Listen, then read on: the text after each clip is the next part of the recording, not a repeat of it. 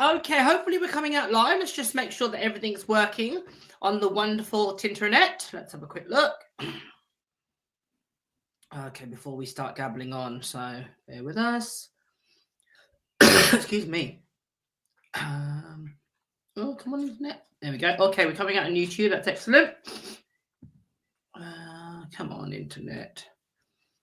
I think we are coming out. Hang on. Let's just make sure. No, we're definitely on. Let's have a look. I'll have a look at mine. We're definitely on YouTube. YouTube or Facebook? We should. Oh, we should be on both. Hang on. Can't see it on Facebook at the minute. I wonder if that's because. Hang on a second. What's going on there?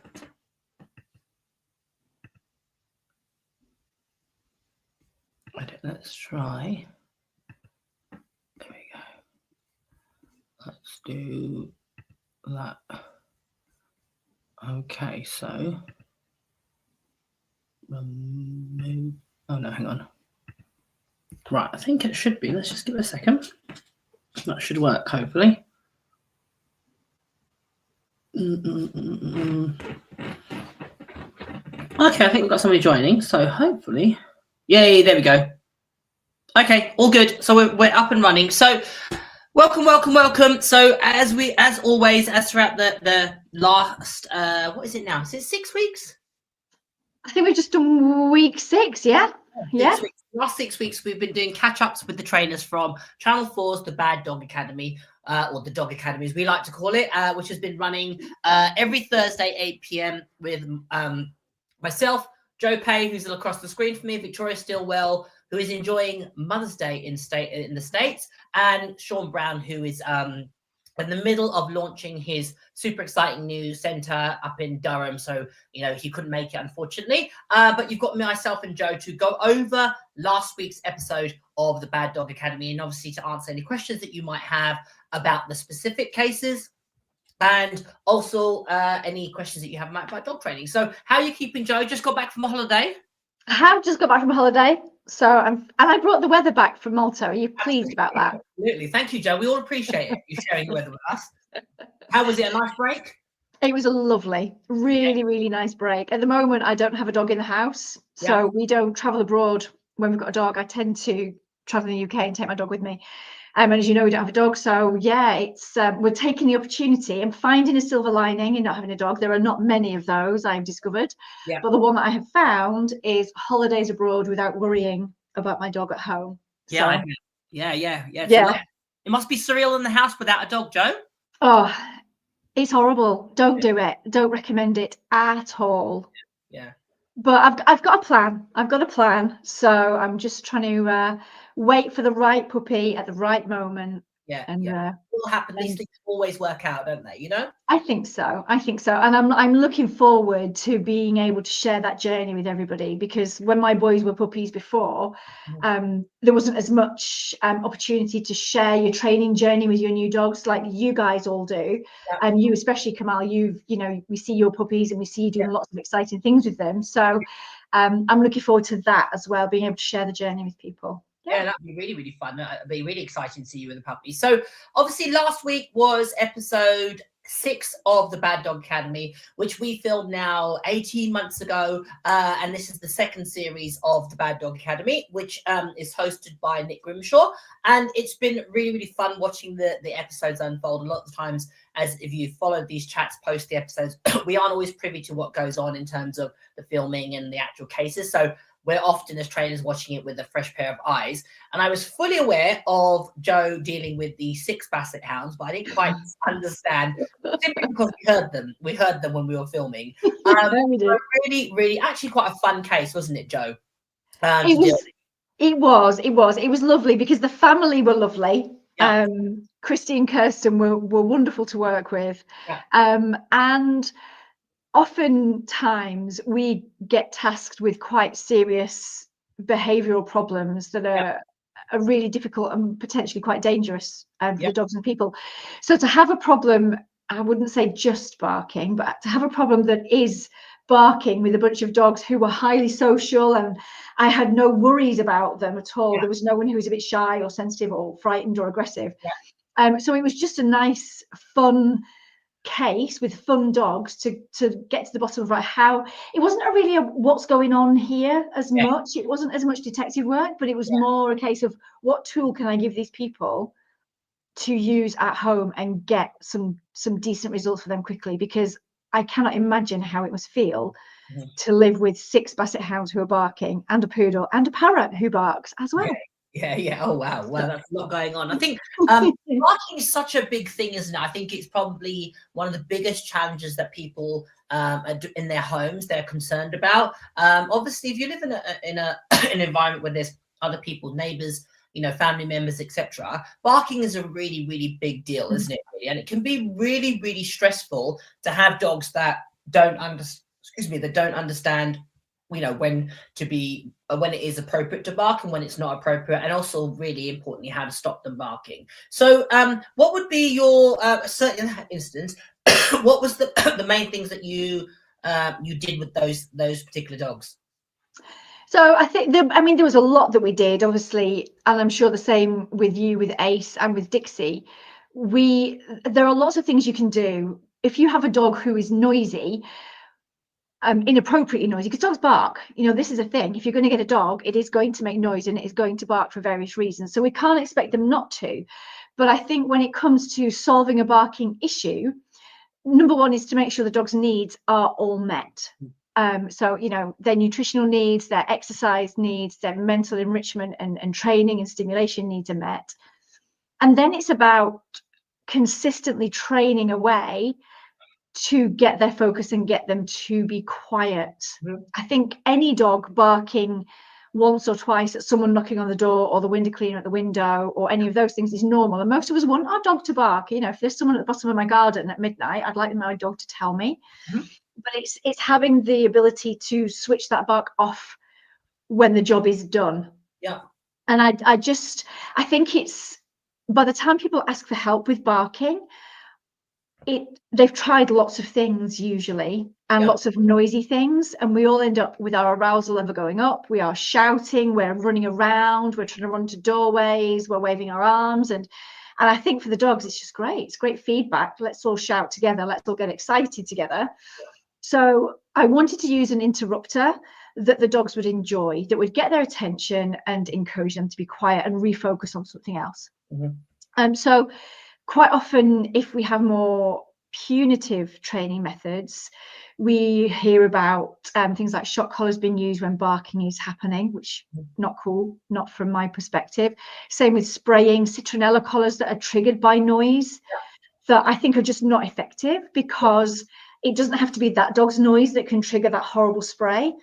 So for me, I wanted to find a really nice, novel, positive interrupter that the dogs had no history of learning with, so that we can then introduce something new habits, new associations with that noise that we could then use to help the dogs be quiet. But what about you? What have you used for barking in the past? I'm sure you've dealt with it as well. Yeah, definitely. So the thing I would say about barking is definitely one of those behaviors that can very quickly develop in certain periods of your dog's changing and growing. Certainly in fear periods, barking is very, very common. In adolescence, barking can develop depending on the breed. And obviously these breeds of dogs were predisposed to barking. Basset hounds, that's what they're meant to do. They're meant to be barky dogs. Obviously, as hounds, it's not uncommon, depending on what they're indicating. So certain breeds of dogs are definitely predisposed to barking. Certain parts of their development, the dog may become more sensitive to the environment, sight, sound, changes in the environment, which could make them bark. And it could be from an emotion that we certainly don't want to be using aversive tools, because all you're doing is shutting down the behavior but not dealing with the emotion. And we want to make sure that our dogs are comfortable and happy. So my go-to approach to dealing with barking and noise and any behavior where you want to redirect the dog, and essentially there's a contradiction because there's an inconsistency. For example, as Joe said, The challenge with barking is there's times when we actually want our dog to bark, and there's times when we don't want our dog to bark. To ask our dog to discern when it's friend or foe is really, really difficult and complex to teach a dog and to explain to them. A far more effective solution to the problem is using classical conditioning. So how I teach my dogs to inadvertently stop barking is I classically condition them a phrase. My phrase happens to be enough, which means I'm going to scatter feed them on either my astroturfed area or in my dog room. And I do that before the dog is barking. So I get some food, say the word enough, scatter it in those particular locations. And the dog at this point isn't making a noise. Once I see that association being formed, then I can use it in instances when the dog barks. I can say that word enough, and the dog will run to that location in anticipation of food turning up. A really simple and effective solution to a problem that can be quite problematic. Now, if you have a dog that barks when you're not in their presence, then you really need to be thinking about management, getting a camera, seeing if you can work out any patterns of behavior, thinking about where they are left in the home. Again, things like how long they're being left. Obviously, we dealt with separation anxiety as one of the cases. Yeah. All those things need to be considered. Again, as Joe said, big thing is making sure that your dog's needs are met. Often dogs that are bored or understimulated or don't have enough done in their day, they will often bark out frustration, boredom, etc. So we need to be looking at, like we do consistently at the Bad Dog Academy, we look at problems holistically. We don't just try and give a band-aid to a problem. We are really looking at the greater picture. In some cases, we don't necessarily tell you the full picture of what we necessarily, all the information that we give them, the people, simply because of time and the power of telling an effective story. We try to reduce it to the most powerful storyline, but be very much aware that when we are dealing with these particular people and these dogs, we absolutely as trainers look at the greater picture. So definitely for me, classical conditioning is going to be the win for anybody with noisy dogs. So really common problem. As Joe said, consider exercise, consider enrichment, using an interrupter, or classical conditioning, or redirecting the dog, or teaching a compatible behavior are really effective ways to overcome that problem. As I said, it's really common for dogs to get certainly more barky in certain periods of development. Adolescents, when they get a little bit more sensitive and they're a bit more spooky, they're going to bark. And again, management, avoiding the problem being rehearsed, often it will dissipate on its own. So any more thoughts about barking in general, Joe? And I think your point about classical conditioning and planning ahead is a really good one. For example, I went out to a puppy visit this week. A family have got litter mates. Yeah, two little what were they, cockapoos? Yeah. Gorgeous. They went to the breeder. The mum in the family bonded with the little black and white one, which was lovely. Yeah. And her young son bonded with a different one, so they decided to take two. And one of them, so we're working on it. Yeah. But it's interesting. Like, they've only been home a week, and they're 9 weeks old, and the little chocolate and white one is already alert, barking at the door. And as soon as the female owner leaves him, and while I was there, someone knocked on the door, and I think it could be partly an attachment issue as well, which we'll come to talk about with Ace in a moment. Yeah. But your classical conditioning idea is just brilliant, which is exactly what we did. Someone knocked on the door. As the gentleman went to answer it, we just scattered food. We just scattered food everywhere, and immediately the puppies are like, "Oh, this is great." Yeah. Forgotten about the door, forgotten about the fact that Dad's gone. So it's a similar thing, isn't it? It's creating associations, and then teaching appropriate behaviours. I think barking can be really stressful for owners. Yeah. When there are neighbour complaints and complaints to the councils, and I think probably much more stressful when you are not there. Yeah. When you're not there to help your dog. But thankfully for me this week, that's not a problem for that family. Yeah. Interesting tidbit that viewers won't have seen, and a nice little bit of behind the scenes tale, if you will. When they came for the day to the Dog Academy with their 6 Bassets, they also had a 7th Basset, a puppy that we never met. Right. And they 4 months later got another one. Wow. So they've got 8 Bassets now. Yeah. 8 bassets and a poodle and a parrot. Why not? Why not? Hey, why You not? probably, well, you like a multi-dog household. Yeah, I do. I do. I think 8 bassets would be even a lot for me. But I mean, we all have our things that we love. So as I said, multi-dog household. That's another really interesting point. Multi-dog household does take a different approach. You need to be thinking not only in working with the dogs individually, but you need to have generic cues so that you can control everybody en masse at once. That's really, really important. So definitely have individual cues where the dog will respond to their name individually and respond, and where you can maneuver them around or call one dog away from the others, etc. And obviously you want to build your relationship with them independently, but definitely teach. If you have a multi-dog household, teach generic cues where all dogs will respond instantaneously. So in those situations when they're getting over aroused, you can get control of everybody really, really quickly. So definitely consider that. So the next case that we had was Ace, the French bulldog who had extreme separation anxiety. And in our conversation, or in my conversation with Josh and unpacking it, actually the association, or the anxiety was as much about Josh's attachment with the dog and the need to keep him safe as it was about the dog. And I would say a separation anxiety, I should say, is very much you have to look at both entities. You have to look at the dog, but you have to look at the owner and making sure that you are working with them and supporting them as they start to build their confidence and their ability to lead the dog. In the majority of separation anxiety cases that I've dealt with, there has been a strong attachment on the dog with the human, but also the human with the dog. And that's where often it is stemmed from initially, where they have real concerns about leaving the dog. It could be past experiences. It could have been something that's happened to them. It could be an attachment issue that they have or they harbor, and that when they get a puppy, it transfers on. It could be just simple things like, again, lockdown puppies where you're around the dog a lot and then suddenly go back to your day job and not putting in that foundation. Separation anxiety is such a common thing. My first dog that we ever owned 100 years ago, when we got off the ark in 2x2 formation, she had separation anxiety, and it was definitely caused by us just not understanding how to habituate a dog to our home. We did what we were told, which was let her cry it out, which I personally don't do with my dogs now. Me neither. Now, creating a safe space. We didn't have crates back then. There were so many errors that we made, and it was a recipe for disaster. Ultimately, it solved. She did grow out of it, and we worked at it, and we improved it, and she was phenomenal in the end in terms of her confidence level in that situation. But a very easy trap to fall into. So for people that have a dog with separation anxiety, what would be your go-to tips, Jo? Oh my gosh, don't leave them.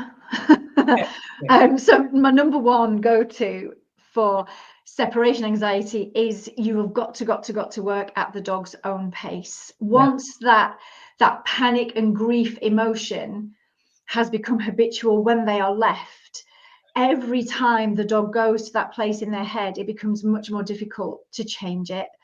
People say practice makes perfect. I find that practice makes permanent. Yeah. And it's really not good. So and I think this is actually the element of separation anxiety training that is the most difficult thing to achieve for most families, is because you have to go at the dog's pace. You need a great support network around you so that your dog is not left for longer than they can cope with.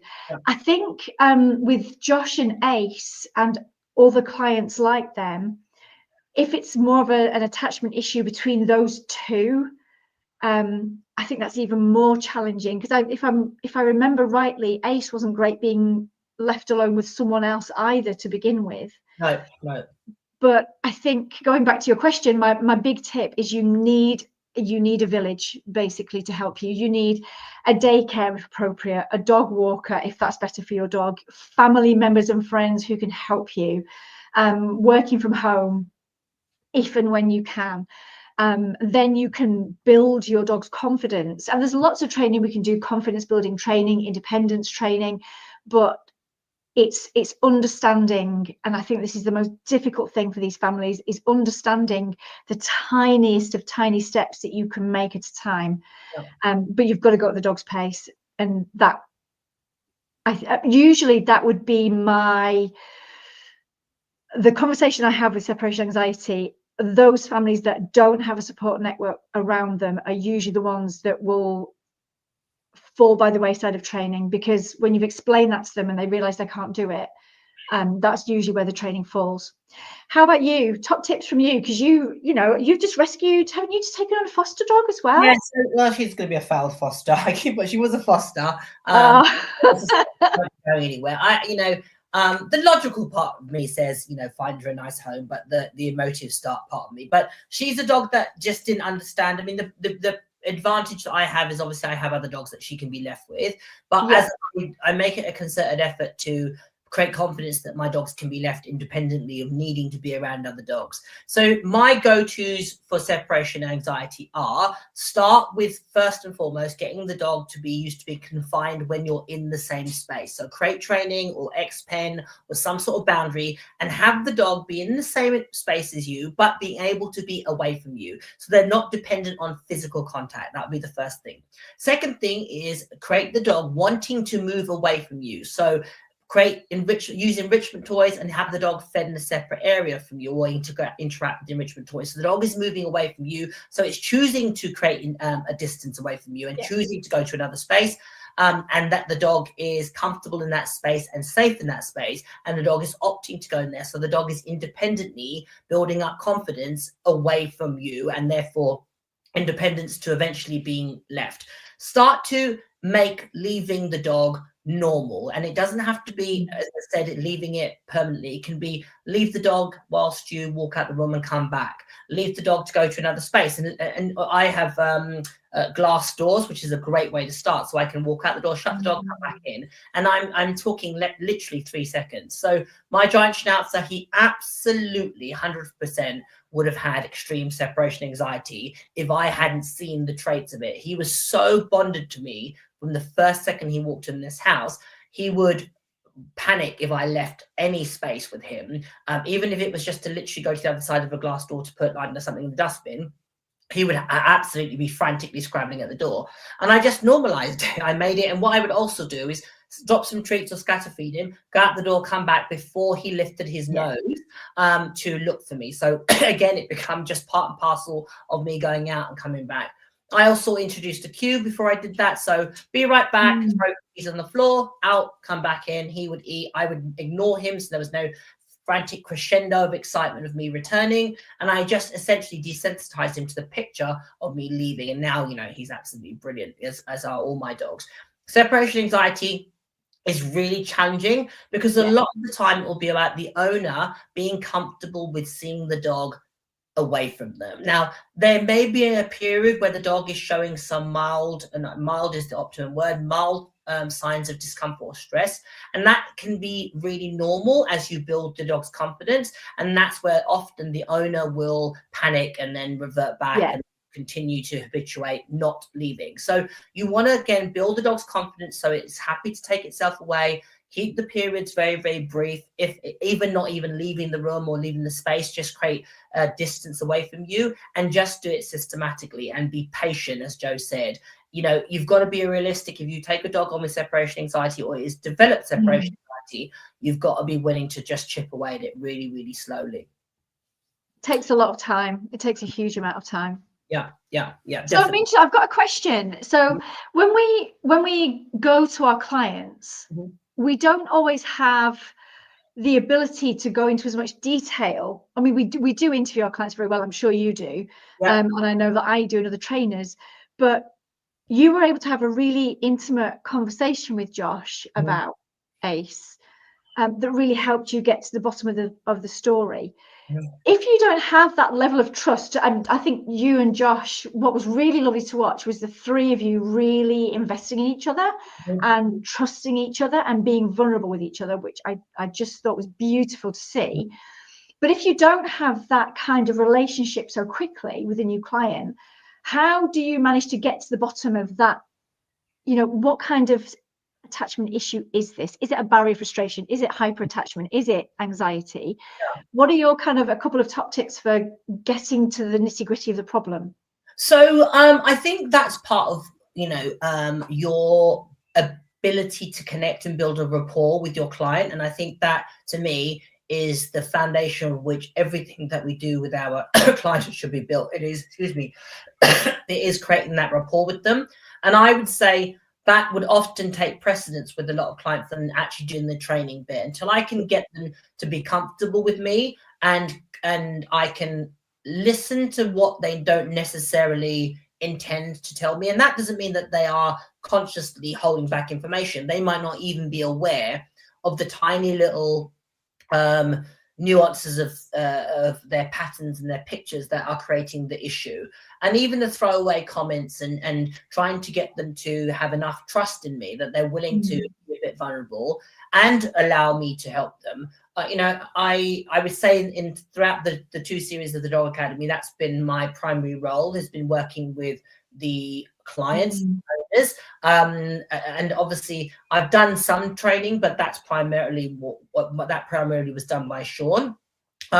So for me, certainly when you are working with anybody, the first thing is to try and build that rapport, because you're going to need that, because there's going to be times as a trainer, behaviorist, coach, whatever, you need to be sometimes carrot, sometimes stick, sometimes shoulder to cry on, sometimes, you know, the person that holds them accountable, sometimes the person that, you know, highlights them, tells them some home truths, sometimes you're a soft space to land. You need to be all those things. And I think that's critical to really dealing with the core issues. And I would say, if you are a trainer that chooses to use, you know, the approaches, the methodologies that you have to be really, you know, as we've talked about repeatedly throughout the show, we don't do quick fixes per se. They can be done, and in certain instances, like, you know, what Joe did with the Bassets was a really what you would probably deem in the quick fix box, because it's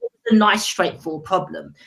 But to really help people with more complex, challenging cases, you have to be willing to, you know, rapport build and connect with them. Yes. And I'd say for the longest time, a lot of times in dog training, the focus was so much on the dog and the dog's behavior. And, you know, if you give them these skills and this science behind it, then it's going to work. Well, that's all very well, but what if you have the client that is struggling in their personal relationship, or, you know, has some mental health challenges, or is, you know, feeling really down and low, and the dog is overwhelming them, and so forth and so forth. So I think it's really, really important. On that note, for anybody that is a trainer, or, you know, a behaviorist or a coach for that deals with people with dog training challenges, always be compassionate, always be empathetic, be humble enough to, you know that you don't know everything, and listen to the things that people don't necessarily, not so much what they say, it's what they don't say. And obviously watch their body language and see if you could pick up on the slight little, you know, the things that, as I said, that might be going on that they don't necessarily, they're aware of even. How about you, Joe? Because you're really, really great with communicating with people and getting them to trust you. So how do you do it? I think you've nailed it when you've said empathy. It's interesting, but sometimes you speak to dog trainers and they'll say, I became a dog trainer because I don't really like people. I prefer dogs to people. Yeah. And I don't think you can be a dog trainer if you don't like people. And I love people. Yeah. I enjoy forming relationships with people. I love to get to know people. I really want to help people. And I love to form a community. So for me, I think it's being emotionally available and vulnerable yourself as well, being receptive. Listening is massive. You really need to listen. And I think as a dog trainer, I remember being newly qualified, you want to spout all this knowledge that you have and you want to do all the talking, but actually your client doesn't need to know all the knowledge that's nestled away in your head. They need you to listen. They need you to empathize. And it's not always good for you, I think. I've got better at managing it now, but I think being emotionally available and emotionally vulnerable with your client, and that kind of receptive enough to take on some of their burden and lighten the load from a little bit, for me is is part of it. Got to be careful, got to look after yourself, got to be Absolutely. beware of burnout. But Yeah, I for think me, that's it. definitely. I think the two things go hand in hand. You have to be able to have broad shoulders to be able to help them, but also remember that if your cup is empty and it's dry, you're no good to know man or beast. So making sure that and I'd say compassion fatigue is a big thing in the industry, where you also have to accept that you can't help everybody. As much as we want to, some people either aren't ready, they're not willing to work with the way that you want. I've had many clients over the year. I have said, you know what, I'm not the person for you, and I'm very comfortable with saying that. And I'm very happy to say that, actually, because for whatever reason, and it can go both ways. I don't want them to work with somebody that they feel that they're not comfortable with, and vice versa. It's a process. You're really, really connected to your students and your clients. So I think it's really important to make sure that you find the right people. So I totally agree with you. I think my lesson learning this coming into this industry, because I was in it quite young and I started teaching very young, I didn't have those skills, and I was quite brutal when I first started teaching. I mean, I took my first class when I was 12. Can you imagine a 12-year-old taking a and I had no life skills. I had no ability to connect. I just expected everybody to do what I could do, and do it. I did it with the speed I did it and the energy I did it. And you kind of go, well, that's not somebody who's had a hip operation or a back problem, or whatever the case may be. So I think that life experiences, and the thing I'd say as well is draw from other experiences in your life. We've all been on various ups and downs. Don't be afraid to not necessarily bare your soul, because that isn't necessarily always professional, but allow yourself to connect with them and relate to them, I think. And the big thing certainly as dog trainers is, if you've had a dog that you've had ups and downs with, which all of us have, that's the secret sauce. That's what will make you so successful, inverted commas, in this particular industry, because it will allow you to connect with people on a way that humanizes you, and you're not looking down at them from an ivory tower. So just some thoughts there about working with clients in general. So the final case that we had on the Bad Dog Academy last week was Dixie and her owners. Dixie the Doberman, that was clearly a lot of dog for her owner, who was absolutely delightful, lovely father and daughter. They were just the support he was giving her was incredible, but some frustrations, which I think can happen. And obviously the backstory was that she got the dog with her previous partner. They split up. She was left with the dog, probably not necessarily what she envisaged, but she was learning in the fast lane. And again, in the conversation that we had, what came out of it was, throughout her life, that she's always had her parents to lean on and her safety net. And this was something that she really needed to do on her own to turn her relationship with this dog around, and therefore have peace back in the homes, because the dog was definitely overwhelming everybody. So we are seeing more. And the things to point out with that dog, obviously she had crop ears and a docktail, so she was imported from, I can't remember where, but Europe, I believe, and a lot of dog. So we're seeing more and more high energy, high drive dogs in domestic homes. You're seeing, working bred dogs, specifically bred for, high level sports or high level work, being in domestic homes. And we're seeing fallout from that. What do you see? Do you see that? What do you suggest? How can we help people in that predicament? Do you know what? I was just listening to you say that, and obviously we've not discussed this before this very minute, and I'm not seeing that where I am. No, and I think that's really interesting. I don't know if it's a geographical thing, or whether it's to do with different styles of sports and training, and where there are hubs of that geographically, that people have seen it or been exposed to it and are like, oh yeah, I'd like to do that as well. But I'm not really, for me, I think the one that I see of high drive, high energy dog in the wrong home, for me up here, which is northwest of England, kind of Greater Manchester area, is border collies.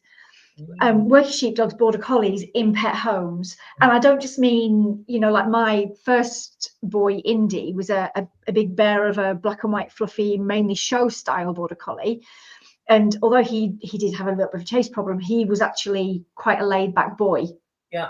I mean, your tri-coloured, short-coated, pricked, bred on a farm, mum and dad work sheep all day. Yeah. Those are probably the culprits that I see, I would say. And I'm seeing them at about puberty as their instincts kick in with adolescence, and then we're getting inappropriate behaviour, usually chase, a little bit of mouthiness. But that generally is what I'm finding. And with those dogs, and I'm lucky because Border Collie is my breed of choice, so I've lived it as well as kind of learned it. So again, it comes back to understanding the breed that you've got, and I found enrichment and feeding the need of that particular breed to be the best way of dealing with them is, with collies playing various different herding games, if that's what that particular dog needs, giving them an off switch, making sure that they are able to deal with the environment they live in, but really speaking in depth with the client about the breed type that they have, what that dog is bred to do, and why it's finding it difficult. Because I think for a lot of humans, understanding the why suddenly opens this big window into a view of what the dog is trying to do. They're not being stubborn, they're not being difficult, they're not being aggressive, they are expressing the needs and they're expressing what they were bred for. And I think for those families, suddenly that understanding helps an awful lot. But that probably, to be fair, it would be something that I personally would refer on, actually, because although I like my collies and I like my sports with collies too, if someone was to come to me with something like a Doberman, they're not a breed that I have a huge amount of experience of. I think where I live, I reckon it's probably about 15 years or more since I've seen a pup. Oh, wow. Yeah, don't see them up here. So I might see working cockers quite a lot. But things like your Shepherds, your Dobies, your Rotties, Vizsla types, I don't get a lot of them. So if someone came to me with a Doberman, I would refer on to someone who has more experience with that particular breed than me. I think great care should be taken, actually, when you're dealing with something like a Ferrari rather than an estate car. I think you should really be careful that you get it right. Yeah, absolutely. What do you see? Because you're like the opposite end of the UK to me. What do you see? I see a lot of working bred border collies, because obviously we have a lot of sheep farms around here. But I also see a lot of, I think it's obviously because of my work and what I do, I see a lot of working line Shepherds, Malleys, Dutchies, Cairn Corsos, that type of dog in this working breed dogs. And I think that's obviously people seek me out because I have a background in those breeds, or have a familiarity with those breeds. And often they are owners that have been recommended via another source. Exactly like you said, they've been, people have referred them on because they feel like the dog is a bit out of their particular depth, which is incredible. That's a sign of a great dog trainer that knows that what they can and can't do. You can't, we aren't all things to all people, and same with dogs. No. But what I would say is there was definitely, I would say, and this is purely anecdotal, definitely post the Olympics in London. When I lived in London, I saw a massive rise in working bred dogs in pet homes. And I think it was because of supply and demand. I think that because the Olympics were coming, a lot of people started breeding things like working cockers, gun dogs, Malinois, German Shepherds to supply the various private security firms and the police firms to support the Olympics. And then after that, they had all these pups. They realized they could make money out of it. Then they were in the wrong home, and I saw a massive uptick that was when I started my business in 2012. I started working full time, and it was so many of them that just were in the wrong environment. And the massive things that I suggested was massively was enrichment. Enrichment, because I think people really generally don't quite estimate how extreme some of those breeds are in their needs. And I always say to them, their needs aren't just ticking a list. They are literally like giving somebody with diabetes their insulin. They need to have enrichment, exercise, education, etc., every single day without fail, or you're going to hit a massive problem. And that does mean, for a lot of owners, it means really upskilling really quickly and becoming, effectively a dog trainer overnight. So you've got to learn real quick. And obviously providing dogs with healthy outlets. And I think because of television and the media, the normal associated sports that those dogs, certainly the German Shepherds, the Malinois, is bite work or agility, and I steer them away. In my opinion, they're not for the average person to start embarking on something like bite work. Agility is a sport that naturally is going to increase arousal, and my preference is nose work. Get your dog in nose work. Do some sort of tracking, nose work, scent work, man training as an alternative way to supply their mental needs and physical needs in one.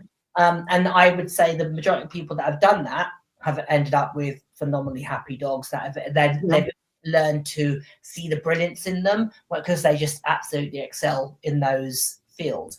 But I would say that when you have a dog that is of a certain type, it's worth speaking to somebody that does have experience with that type of breed, or does have specific knowledge of that type of dog, so that you can cheat the system and gain from their experience. 100%. So if you do have a dog from a working background, make sure that you are seeking the help and guidance of somebody that not only has trained a lot of dogs and has a lot of experience in dog training, but has worked with that specific type of dog. Often the go-to advice for that type of dog is to advise medication or to use tranquilizers, and actually they don't need that at all. What they need is it's for who they are. And that isn't to say there's not a time and a place for pharmaceutical intervention in appropriate circumstances, but for a lot of working breeds, they just need their needs met, and their needs aren't just going around the block. Their needs definitely surpass that. So understand then that's applicable to working Malinois, working German Shepherds, working anything, working Border Collies, working Spaniels, working gun dogs. They are not just the type of dogs that will find a brief walk around the park and then catnapping all day going to be sufficient to who they are. You're going to get major behavioral problems. So really do your due diligence, seek the advice of a professional, and be prepared to put the work in, because when you come through it, they are an absolute joy to be around, and they're full of enthusiasm and full of joy and full of desire, and that in itself can be really addicting. Yeah, I agree. I think also people need to understand the difference between enrichment, meeting the specific needs of the dog, and training, because you can't just shove a snuffle mat down for that enrichment and not tick the other boxes as well. Absolutely. Oh, good so point. It's about understanding the difference between training behaviors that are appropriate and necessary. Like for my dog, an emergency recall and emergency stop were critical because he chased everything that moved. And then giving him an outlet for that breed specific behavior was important as well, but then also giving him enrichment like scent work, like digging and chewing and sniffing. You can't just pick one thing and go, oh, it's okay because I've done the licky mat today, so we're all golden. This is like a web, and it needs to come together. But trust the process and trust the relationship that it will build between you and your dog, because actually when you hit that sweet spot, and this is the thing that I'm missing so much at the minute, there is nothing like it. And you're quite right, it is quite addictive. That if you put the work in, and then you walk past that person in the street and you're stressing your stuff because your dog's behaving great and it's wonderful, and they're like, oh, aren't you lucky? And you're like, girl, this isn't luck. No, I'm not lucky. I've put the hours in. And I think that's the thing, is understanding all of those things, bringing them together and embracing what you've got, because they're incredible animals. Definitely. And that's a really important thing. I think that a key element to success in any behavioral challenge or dog training challenge is the commitment to the process, because ultimately what you will gain is confidence. And it's the sense of achievement that will allow you the glory and the gratification. And I think that's really, really critical. And you don't get that without putting the hard work in. You have to be willing to commit. And often these dogs are sent to you for a reason, not necessarily that you always want, but they're always sent to you. You know, I'm speaking to the converted here, but they will take you on a path that you never knew existed. I had somebody last week that I said, and she was really like struggling. And I said to her, you have no idea what this dog has done for you and to you for the better. And she looked at me a bit perplexed. And I said, mark my words, I'm telling you, this dog is going to take you on a journey and a ride that you could not have foreseen if you'd had an easy dog, for want of a better term. And a couple of days later, she messaged me and she said, I got it. She said, I absolutely got it. She's like, and she had that, like, I've got it. Now I know the direction of travel. I can see it happening. So that's what I'd say to anybody that's having a challenge with a dog. So we do have some questions and points. I'm going to bring them up. Let's have a look. So Louise McCutcheon said, my Molly is 10 months old and going through her first season. Help me. And she also said Molly's behavior has changed. So yes, first and foremost, Louise, is perfectly normal. When your female dog has her first season, it is highly likely that she will display apprehensive, anxious, possibly aggressive, resource guarding, neurotic, all the behaviors as she goes through a distinct and pivotal hormone change. Batten down the hatches. It's going to be a bit of a bumpy road, but you will get through it. The vast majority of issues that the dog develops in and throughout their first season will dissipate on their own. And I would say it's normally a couple of months before, and it normally takes probably about 4 to 6 weeks after for their hormones to settle down. And obviously then you can discuss and think as a family and as an individual, depending on circumstances, what is your long-term choice. But it's really normal. They can go off their food. Even a dog that's ravenous will go off their food. They can resource guard things in preparation. You know, you think it's their body readying themselves to give birth. They can often start to resource guarding. You can often find when you have multi-dog households, I have to be very aware when one female's in season, I can get issues between my female dogs. I need to be really hyper vigilant and manage them in situations where there could be some in-house dog-to-dog issues if I'm not aware of those hormone changes. I know when roughly my girls are due in and out, or when they're going to have a season, so I can preempt it and be a little bit on top of it and manage them a little bit more. So it's all those little things that are perfectly normal. Key thing is management, without a shadow of a doubt. Don't make any issues of things because often it will dissipate on its own. And obviously making sure that you're being patient with yourself and patient with your dog. Any thoughts, Jo, from your end? Just think of it like teenage girl having a period. PMT, it's the worst. Mm-hmm. Just ask for less. Ask for a lot less. Guard their emotions. You're not going to do any harm by wrapping them up in cotton wool a little bit. I remember I worked at Hearing Dogs and we had a female golden retriever coming to season while she was in kennel, and you never met anyone so sad, so miserable as that dog. So, you know, give them lots of TLC. Don't ask for too much. And the other thing to just watch out, also, this is why I get boy dogs. Just saying. But watch also for kind of 8 to 9 weeks post-season. I don't know if it's just that I'm getting a lot of female dogs through classes at the moment, but I'm seeing quite a lot of girls having phantom pregnancies. So if you're noticing behavior changes 8, 9, 10 weeks after the season, that's normal too, and your vet can help you out with that. I'm seeing quite a lot of that. Probably the last 6 to 12 months. I'm seeing a lot of phantoms. Could be coincidence, but just be mindful that it's there. So if you see sad face again 9, 10 months from now, that could be part of it. Yeah, definitely. And don't panic. It will absolutely pass, is what I'd say. Yes, it will. So Caroline's comment was 8 Bassets. Yeah, absolutely. Oh. Definitely a big number of Bassets. Well, how many more could they possibly have, I wonder? Let's see. So Denise said, love the conditional training response idea with enough and scattering food because of a fear-based, the dogs get stimulus from the food. We'll definitely try it. Excellent. Glad that it helped. Let's have a look. Also follow up. That's very true. I saw lots of training with my field trial English Springer Spaniel markers. They keep the key for me. Thanks. I'm not sure what that point was to, but I appreciate the comment. Yeah, English about a lifelong friend. Yeah, so I think it was about high drive dogs. So yeah, absolutely. Yeah. So let's have a look. Lynn said, I find scent work is a great source of enrichment. Also creates a need for good teamwork between the dog and handler. I obviously love doing scent work with my GSD, and she loves it too. Absolutely. I love scent work and nose work for. Do you know, I've not done very much of it.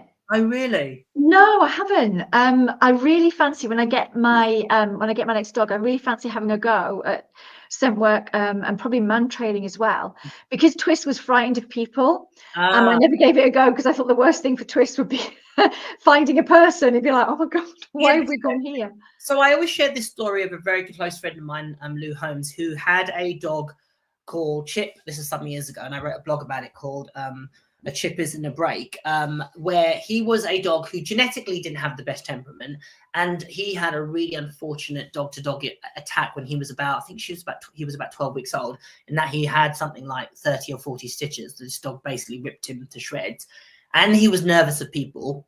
And once he was healed, Lou could very distinctly see that the dog had fear issues, as you can imagine, to dogs and people. And what she did is she actually did. Lou is a very qualified search and rescue instructor and trainer. She's had about 5 or 6 dogs being qualified for lowland search and rescue. And she did that with him. And she said, as soon as he put the jacket on, he morphed. He absolutely morphed. And she said it was the thing that literally saved him, because she said as soon as he put that jacket on, he had a job to do, and you gave him a task. He said he grew his confidence with people and dogs, and to the point of where if he had the jacket on, it wouldn't matter what was going on, he was on it. And he was a phenomenal search dog. And Wow. it was a conduit to build his confidence. And I'd say a lot of working breeds, when you give them a job to do, they very much change personality. And I'd say why I love nose work and scent work and anything to do with that is because it's not arousing for dogs. It's not like agility, which can be, although I love agility, it can be really highly arousing, and the environment can be very stimulating for dogs. Yes.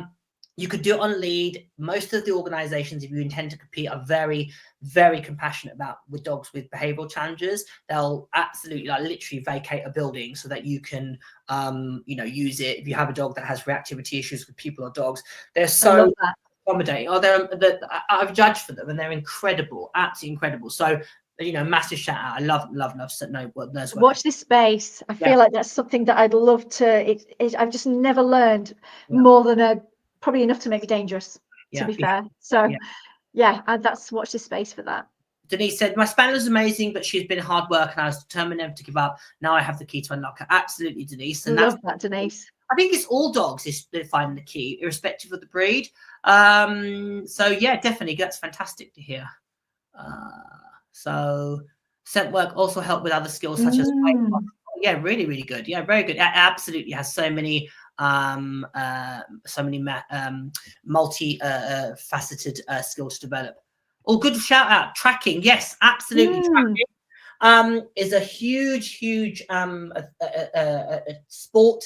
And it's super fun. Again, similar thing to nose work. Again, it's brilliant for dogs, physically, mentally, emotionally, and it's fun for handlers. It's obviously a bit more outdoorsy, so you do need land, etc. So there is some criteria involved, but definitely something worth looking into.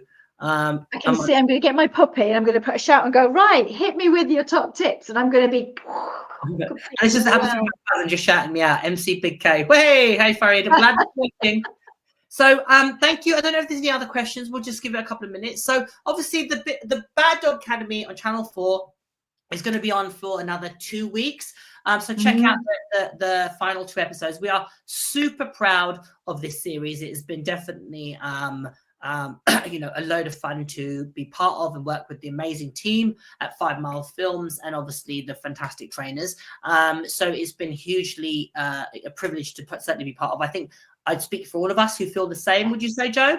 100%. We have all had the most amazing experience and had the opportunity to meet just so many wonderful people with their dogs that it's just been amazing. Yeah. So one more point. So Hilwin said, hoping to do more man training with my corgi again. It's amazing watching him figure out try. Yeah, that's the thing that's great about nose work is you to watch the dog know where you turn up at a poll or you turn up in an environment and you think, I don't know what the hell, and you see the dog's brain work is absolutely phenomenal. So, and it's a great way to actually learn to read your dogs and to see what they're thinking. So yeah, great. But thank you very much for those of you that you asked questions. Obviously, with Joe for jumping on board and doing this live with me. Check out the Bad Dog Academy, Channel 4, 8 p.m. 2 more episodes to go. A great one's coming up. Really, really great, strong finishes. And what we've got actually. that's a very good question. Hang on, I will tell you. 15th of May, isn't it? It is. Yes.